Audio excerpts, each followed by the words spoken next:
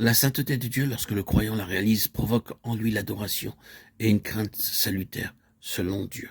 Elle produit la haine du péché. En vertu du sacrifice du calvaire, Dieu s'approche des humains, il recherche leur amour. Il ne les terrorise pas. La contrefaçon provoque une terreur qui éloigne de Dieu, ou bien force à des actions commises sous l'empire d'une crainte servile, où le libre choix et la volonté n'ont aucune part. Lorsque un homme est soumis à Dieu par l'esprit, l'âme et le corps, il se donne à Dieu tout entier pour faire sa volonté et être à son service. Dieu réclame la collaboration de l'homme, ce qui implique le fonctionnement normal de toutes les facultés. Romains 6,13.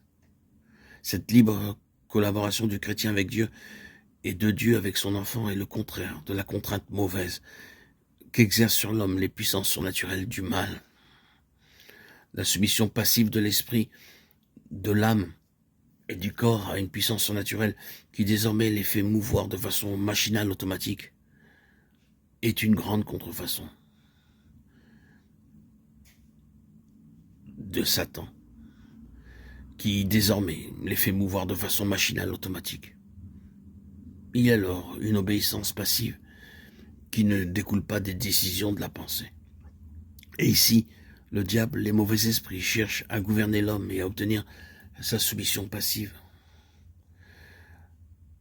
La communion aux souffrances de Christ résulte d'un fidèle témoignage à son service.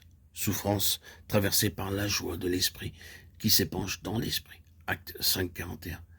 Les fruits de la conformité au Christ en sa mort se manifestent en ceci, que la vie se communique aux autres. 2 Corinthiens 4, 10, 12.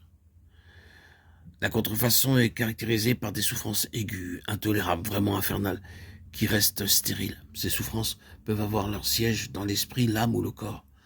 La souffrance anormale résulte souvent de la possession, après que le croyant s'est passivement abandonné à toute souffrance pour être plus conforme à Christ.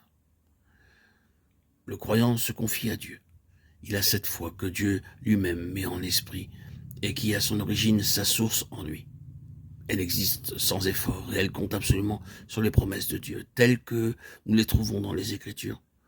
La foi est le fruit de l'esprit. Elle ne peut être imposée, forcée. Galates 5, 22, 2 Corinthiens 4, 13. En ce qui concerne les contrefaçons qu'utilise Satan, c'est le fait de se confier aveuglement à quelques paroles entendues de façon surnaturelle, le fait d'avoir des révélations qu'on croit divines et qui forcent à croire, foi qui est mauvaise et qui dépasse le degré de croissance atteint et qui pousse l'homme à entreprendre ce qui ne peut mener à bien. Il s'engage alors sur un sentier d'épreuves et de difficultés qui n'est pas voulu de Dieu.